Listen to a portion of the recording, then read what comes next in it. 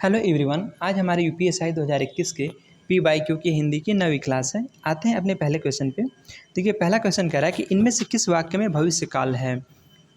Option दिया है, मैं आपकी प्रतीक्षा करूंगा, मैं पुस्तक पढ़ने वाला था, मैं आपका आभारी रहूंगा, मैंने एक पेड़ काट लिया। तो हमारा ऑप्शन नंबर ए बिल्कुल सही जवाब होगा, मैं आपकी प्रतीक्षा करूंगा। अगर हम बात करें भविष्य काल की, तो भविष्य काल के 3 भेद होते हैं। कौन कौन से? पहला होता है सामान्य भविष्य काल, दूसरा होता है संभाव्य भविष्य काल और तीसरा होता है हेतु मत भविष्य काल। क्वेश्चन नंबर 2 कह रहा, खग जाने खग की भाषा। ठीक है, इस लोकोक्ति का क्या अर्थ है। ऑप्शन दिया है, वाचाल खग, सब अपने अपने संपर्क के लोगों का हाल समझते हैं, बोलने में सक्षम खग, या बड़ा भाषाविद। तो हमारा ऑप्शन नंबर बी बिल्कुल सही जवाब होगा कि सब अपने अपने संपर्क के लोगों का हाल समझते हैं, यानी कि खग जाने खग की भाषा। देखिए, आगे कह रहा है कि अनुच्छेद पढ़कर दिए गए प्रश्नों के सही उत्तर चुनिए। ठीक है, यानी क्वेश्चन 3 से 5 तक के जो प्रश्न दिए गए हैं ना, उसका उत्तर हमें इसी अनुच्छेद को पढ़ के देना है। देखिए, इसमें बताया आपको सभ्यता का अर्थ। ठीक है, कह रहा है सभ्यता का कोषगत अर्थ है भल मानसी सज्जनता। अतः सभ्यता के अंतर्गत सामाजिक व्यवहार, रहन सहन, शिष्टाचार, अभिवादन की प्रणालियाँ, सम्मानजनक व्यवहार की रीतियाँ, विनम्रता, कृतज्ञता ज्ञापन आदि उदात्त मानवीय तत्व आते हैं या आ जाते हैं। इसके साथ ही रहन सहन, खान पान, रीति रिवाज तथा उत्सव आदि का जो भी समावेश किसी देश या जाति विशेष में उपलब्ध होता है, वो सभ्यता के अंतर्गत आता है। ठीक है, आगे कह रहा है किसी देश जाति का चिंतन, धार्मिक क्रियाएं आदि भी सभ्यता में समाहित हो जाते हैं। अतः संक्षेप में सभ्यता किसी देश, ठीक है, किसी देश विशेष के बाह्य आचार, शिष्टाचार और व्यवहार को कहते हैं। आगे कह रहा है सभ्यता की प्रणालियाँ किसी जाति विशेष की सामाजिक प्रथाओं से संबद्ध होती हैं। कैसे होती है? संबद्ध होती हैं। ठीक है, देखिए प्रश्न नंबर 3 में क्या कह रहा है कि सामाजिक व्यवहार, रहन सहन, शिष्टाचार, अभिवादन की प्रणालियाँ, सम्मानजनक व्यवहार की रीतियाँ, विनम्रता, कृतज्ञता ज्ञापन आदि उदात्त मानवीय तत्वों को कुल मिलाकर क्या कहते हैं। क्या राष्ट्र प्रेम कहते हैं, सभ्यता कहते हैं, मनुष्यता कहते हैं, या फिर भाईचारा कहते हैं। तो इसको सभ्यता कहते हैं, यानी कि ऑप्शन नंबर बी बिल्कुल सही जवाब हो जाएगा। आगे चलते क्वेश्चन नंबर 4 कह रहा, धार्मिक क्रियाओं को किसका भाग माना जाता है। क्या धर्म प्रचार का, पूजा पाठ का, शिष्टाचार का, या फिर सभ्यता का। तो इसको सभ्यता का भाग माना जाता है, यानी कि ऑप्शन नंबर डी बिल्कुल सही जवाब होगा। क्वेश्चन नंबर 5 कह रहा है, किसी भी समाज में किसी जाति विशेष में फैली हुई प्रथाओं का संबंध किससे होता है। क्या जाति प्रथा से, धार्मिक व्यवहार से, मनुष्यता से, या फिर सभ्यता की प्रणाली से। तो जी हाँ, बिल्कुल आपका ऑप्शन नंबर डी सही है कि सभ्यता की प्रणाली से इसका संबंध होता है। ठीक है, चलिए आगे चलते हैं। अब देखिए, हमारे अनुच्छेद वाले प्रश्न खत्म हो गए। क्वेश्चन नंबर 6 में कह रहा है कि इनमें से कौन सा शब्द कनक का अर्थ नहीं है। आपसे पूछा है कनक का अर्थ नहीं है, ध्यान दीजिएगा, कह रहा नहीं है। तो देखिए, कनक मतलब धतूरा भी होता है, सोना भी है, खजूर भी है, लेकिन इसका केस नहीं होता है अर्थ। ठीक है, यानी कि ऑप्शन नंबर डी बिल्कुल सही जवाब है। अगर हम बात करें कनक के अनेकार्थी शब्द की, तो देखिए इसका होता है धतूरा, सोना, गेहूँ, पलाश, ये सब कनक के अनेकार्थी हैं। चलिए आगे चलते हैं क्वेश्चन नंबर 7 पे। कह रहा, क्षणभंगुर किस प्रकार का विशेषण है। आपसे विशेषण पूछा है कि क्षणभंगुर जो है इसमें किस प्रकार का विशेषण है। क्या दशाबोधक है, स्वाद बोधक है, काल बोधक है, या फिर गुण बोधक है। तो इसमें आपका काल बोधक है।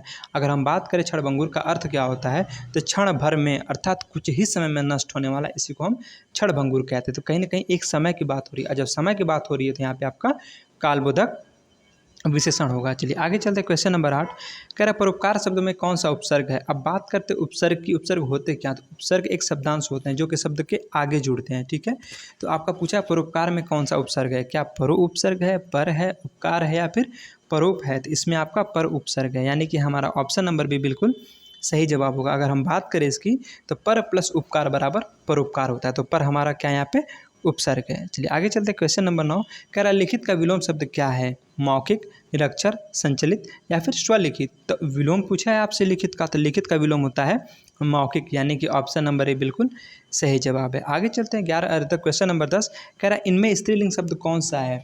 संस्मरण, वांग्मय, साहित्य, या फिर व्याख्या। तो हमारा ऑप्शन नंबर डी बिल्कुल सही जवाब होगा व्याख्या। जैसे कहते हैं ना कि व्याख्या की गई, तो क्या एक स्त्री को यहाँ डिकोड किया जा रहा है। ठीक है, तो ये क्या है, स्त्रीलिंग शब्द यहाँ पे है। चलिए आगे चलते हैं क्वेश्चन नंबर 11 कह रहा, कीर्तिलता किस भाषा की रचना है। क्या मगही की है, मैथिली की है, अपभ्रंश की है, या फिर खड़ी बोली की है। तो इसका ऑप्शन नंबर सी बिल्कुल सही जवाब होगा कि ये अपभ्रंश भाषा की रचना है। अगर हम बात करें कीर्तिलता की, ठीक है, कीर्तिलता की, तो जो कीर्तिलता है ना, आदिकालीन कवि विद्यापति के द्वारा अपभ्रंश भाषा में इसकी रचना की गई थी। ठीक है, अगर हम बात करें कि विद्यापति की प्रमुख रचनाएं कौन कौन सी हैं, तो देखिए एक है आपकी कीर्तिलता, कीर्ति पताका मोस्ट इंपॉर्टेंट है कीर्ति पताका, पदावली। ठीक है, ये सब इनकी रचनाएं हैं। चलिए आगे चलते हैं क्वेश्चन नंबर 12 पे। कह रहा मुख्य क्रिया के अर्थ को स्पष्ट करने वाली क्रिया को क्या कहते हैं? क्या उसे नामबोधक क्रिया कहते हैं, प्रेरणार्थक क्रिया कहते हैं, नाम धातु क्रिया कहते हैं, या फिर सहायक क्रिया कहते हैं? तो जी हाँ, ऑप्शन नंबर डी बिल्कुल सही जवाब है, इसको सहायक क्रिया कहते हैं। अगर हम बात करें मुख्य क्रिया की, तो देखिए जो मुख्य क्रिया है, जैसे कि राम, एक एग्जाम्पल आपको हम देते हैं। ठीक है, जैसे वह गाता है, तो जैसे गाना क्या है, गाना आपकी क्रिया है। ठीक है, तो ये मुख्य क्रिया हो गई गाना। लेकिन क्या कह रहे हैं यहाँ पे कि मुख्य क्रिया के अर्थ को स्पष्ट करने वाली क्रिया, तो जैसे राम गाता है, ठीक है, राम क्या करता है, आपका गाता है, तो जो है ना यहाँ पे है, ये आपकी सहायक क्रिया है। तो ये मुख्य क्रिया हमारी कौन सी, गाना, इसके अर्थ को स्पष्ट कर रहा है, तो ये हमारी क्या है, सहायक क्रिया। ठीक है, तो यही कह रहा है कि मुख्य क्रिया के अर्थ को स्पष्ट करने वाली क्रिया क्या कहते हैं, तो सहायक क्रिया कहते हैं। ठीक है, चलिए आगे चलें।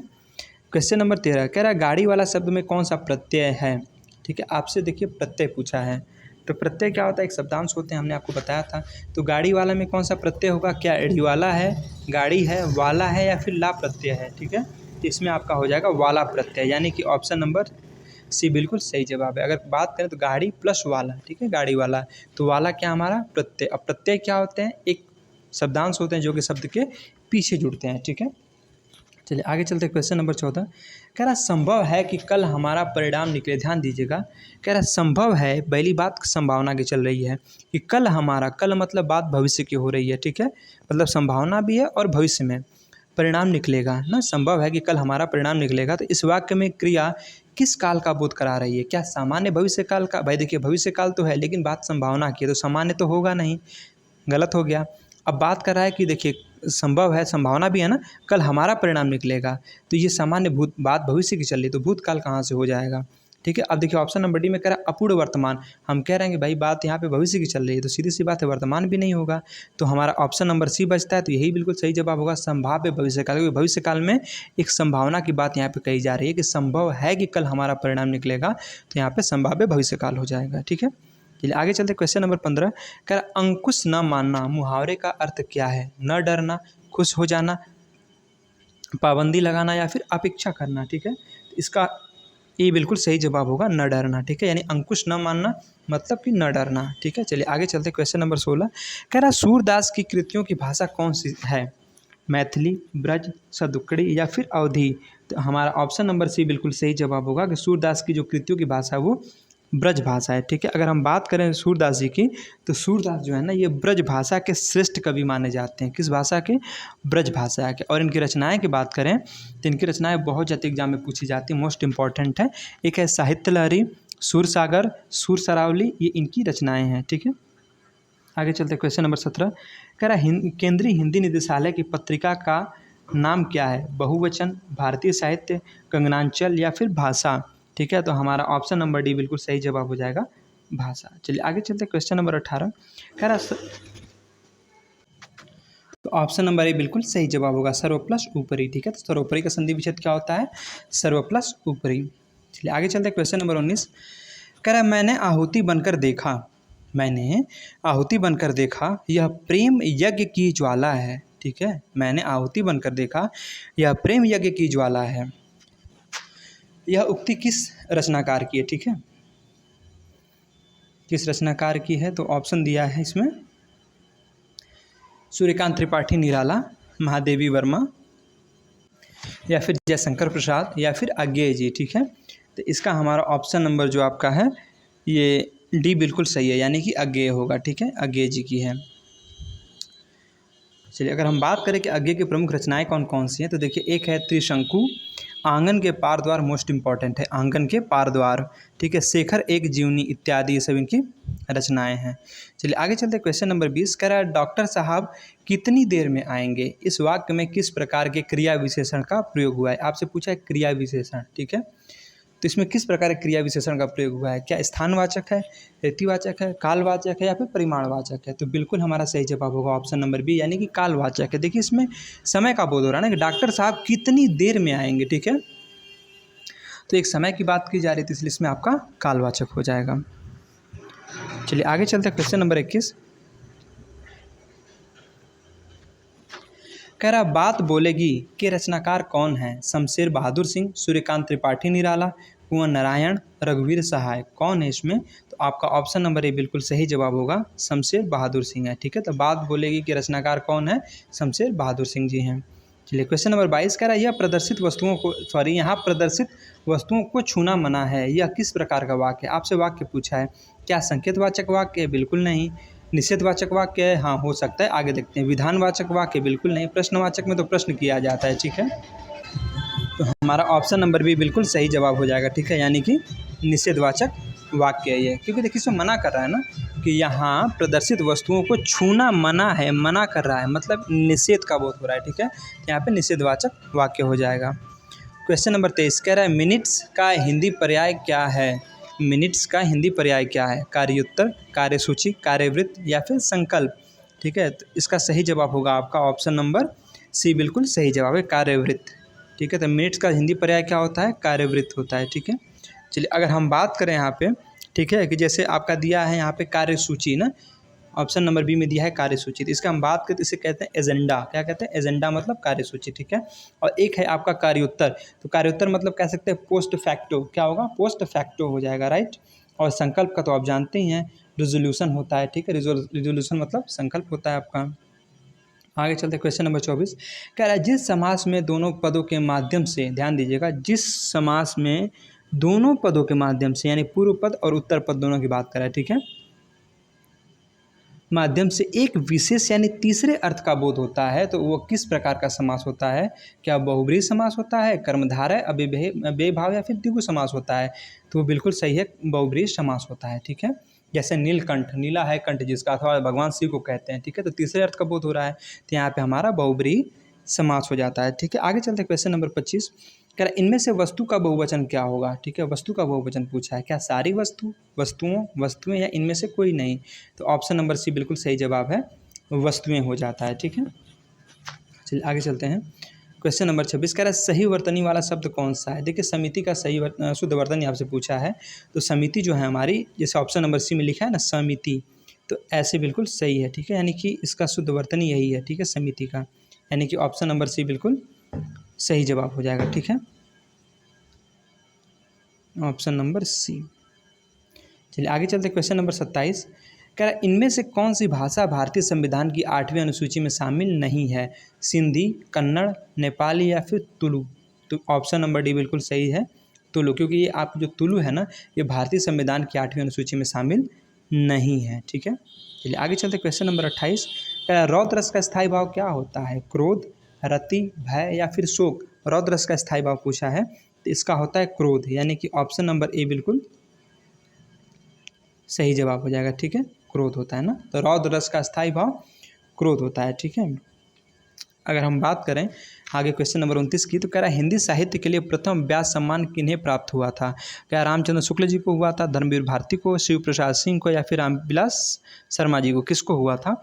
तो ऑप्शन नंबर डी बिल्कुल सही जवाब है, रामविलास शर्मा को। ठीक है, अगर हम बात करें इनकी, तो रामविलास शर्मा को 1991 में उनकी रचना भारत के प्राचीन भाषा परिवार और हिंदी, ठीक है, के लिए इनको व्यास सम्मान दिया गया था। ठीक है, अगर हम बात करें कि इनकी जैसे मतलब रामविलास शर्मा के प्रमुख कृतियाँ कौन कौन सी हैं, तो देखिए एक है 4 दिन, तो ये आपका इनका उपन्यास है। क्या है? उपन्यास 4 दिन। आगे कह रहा है पाप के पुजारी, प्रेमचंद्र और उनका युग। ठीक है, तो ये आपके रामविलास शर्मा जी की कुछ कृतियाँ हैं। चलिए आगे चलते क्वेश्चन नंबर आपका 30 कह रहा है जिस पर आक्रमण न किया गया हो, इस वाक्यांश के लिए सही शब्द क्या कौन सा होगा? जीवट, भयानक, अछूता या अनाक्रांत? तो कह रहा है जिस पर आक्रमण न किया गया उसे क्या कहा जाता है? ठीक है, जिस पर आक्रमण न किया गया हो उसे क्या कहा जाता है? ठीक है, तो उसको जो है अनाक्रांत कहते हैं। क्या कहा जाता है? अनाक्रांत, यानी कि ऑप्शन नंबर डी सही है, यानी अनाक्रांत मतलब जिस पर आक्रमण न किया गया हो। चलिए आगे चलते क्वेश्चन नंबर 31 कह रहा आज मुझे बहुत काम है, इस वाक्य में बहुत किस प्रकार का विशेषण है? ठीक है, ध्यान दीजिएगा, कह रहा आज मुझे बहुत काम है, तो पूछा है ना कि बहुत में किस प्रकार का विशेषण है? ऑप्शन देखते हैं क्या क्या दिया है। हाँ, कह रहा परिमाणवाचक विशेषण, संख्यावाचक, गुणवाचक या फिर सार्वनामिक विशेषण है। ठीक है, तो इसका जो होगा आपका परिमाणवाचक, क्यों कह रहा है ना कि बहुत काम है। ठीक है, एक परिमाण की बात हो रही है, तो हमारा परिमाणवाचक, यानी कि आपका इसमें कौन सा दिया परिमाणवाचक? ऑप्शन नंबर ए बिल्कुल सही जवाब हो जाएगा। ठीक है, 31 का ऑप्शन नंबर ए। चलिए आगे चलते हैं। कह रहा है यह मेरी पुस्तक है, इस वाक्य में कौन सा कारक है? क्या संबंध कारक है, अधिकरण कारक है, अपदान है या फिर संप्रदान कारक है? ठीक है, तो इसमें होगा आपका संबंध कारक, क्योंकि देखिए संबंध को बता रहा है ना कि यह मेरी पुस्तक है। ठीक है, मेरा, मेरी, ये सब संबंध को बताते हैं। ठीक है, तो यह मेरी पुस्तक है मतलब एक संबंध को बताया जा रहा है, तो इसमें आपका संबंध कारक हो गया। क्वेश्चन नंबर 33 कह रहा है इनमें से, ठीक है, कौन सा शब्द आलोचना का पर्यायवाची नहीं है? ध्यान दीजिएगा, कह रहा नहीं है आलोचना का। क्या समीक्षा, टिप्पणी, फिर नुक्ताचीनी या फिर सोचना? ठीक है, तो क्वेश्चन नंबर 33 का हमारा बिल्कुल सही जवाब होगा, ठीक है, सोचना, यानी ये आपका नहीं है। बात करें हम आलोचना की, देखिए इसका जो पर्यायवाची होता है, समीक्षा भी होता है, नहीं कहते आलोचना की यानी समीक्षा की, उसने टिप्पणी की, ठीक है, नुक्ताचीनी भी होता है आलोचना का पर्यायवाची। ठीक है, लेकिन आपका सोचना नहीं होता है। चलिए आगे चलें। आगे कह रहा है क्वेश्चन नंबर 34 में तालव्य, ध्यान दीजिएगा, कह रहा है तालव्य, महाप्राण, घोष व्यंजन वर्ण का उदाहरण कौन सा है? ऑप्शन में दिया है ठ, छ, झ या फिर थ। तो हमारा जो होगा ऑप्शन नंबर सी बिल्कुल सही जवाब है। छ, जो झ है ना, ये आपका तालव्य भी होता है, महाप्राण और घोष वर्ण भी होता है ये। ठीक है, चलिए आगे चलते क्वेश्चन नंबर 35। कह रहा नोटिफिकेशन का हिंदी पर्याय क्या है? मतलब नोटिफिकेशन को हिंदी में क्या कहते हैं? सूचना कहते हैं, संकल्प कहते हैं, जानकारी कहते हैं या फिर अधिसूचना कहते हैं? ठीक है, तो इसको हम अधिसूचना कहते हैं। क्या कहते हैं?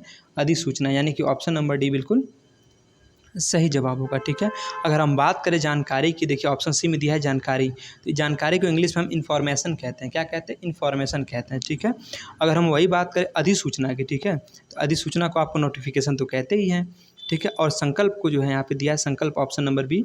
ठीक है, तो संकल्प को हम लोग क्या कहते हैं? संकल्प को हम लोग आपका रेजोल्यूशन कहते हैं। क्या कहते हैं? रेजोल्यूशन कहते हैं। ठीक है, तो जानकारी मतलब इन्फॉर्मेशन, अधिसूचना मतलब नोटिफिकेशन और संकल्प मतलब कि रेजोल्यूशन होता है। ठीक है, चलिए क्वेश्चन नंबर 36 कर हरिद्रा शब्द का तद्भव रूप क्या है? हरिद्रा, ठीक है, तो हरिद्रा आपका क्या है? ये तत्सम शब्द है, इसका तद्भव आपसे पूछा है। क्या हरी, हार, हरा या फिर हल्दी? तो हल्दी होता है, यानी कि ऑप्शन नंबर डी हमारा बिल्कुल सही जवाब है। हल्दी तो हमारा तद्भव शब्द है और इसका तत्सम आपका हरिद्रा होता है। ठीक है, चलिए आगे चलते हैं। क्वेश्चन नंबर 37 में कह रहा है कि छठा विश्व सम्मेलन, ठीक है, सॉरी, छठा विश्व हिंदी सम्मेलन कहाँ संपन्न हुआ था? क्या नई दिल्ली में, ठीक है, पोर्ट ऑफ स्पेन में या फिर पोर्ट लुई में या फिर लंदन में? तो ये आपका हुआ था लंदन, यानी कि ब्रिटेन में, यानी ऑप्शन नंबर आपका डी बिल्कुल सही जवाब हो जाएगा। ठीक है, ऑप्शन नंबर डी। चलिए आगे चलते क्वेश्चन नंबर 38। कह रहा गीता जल्दी जल्दी मुंह में लड्डू ठूंसने लगी। ध्यान दीजिएगा, कह रहा गीता जल्दी जल्दी, कैसे जल्दी जल्दी, ठीक है, मुंह में लड्डू ठूसने लगी। वाक्य में जल्दी जल्दी किस प्रकार का क्रिया विशेषण? क्या स्थानवाचक है? भाई पूछा है जल्दी जल्दी, ठीक है, तो स्थान तो मुंह है ना, तो यहाँ पे तो मुंह को पूछा नहीं है, पूछा जल्दी जल्दी को, तो स्थानवाचक तो होगा नहीं। क्या परिमाणवाचक है? परिमाणवाचक के लिए हम कितना लाकर प्रश्न करते हैं, कितना, तो ये भी नहीं होगा।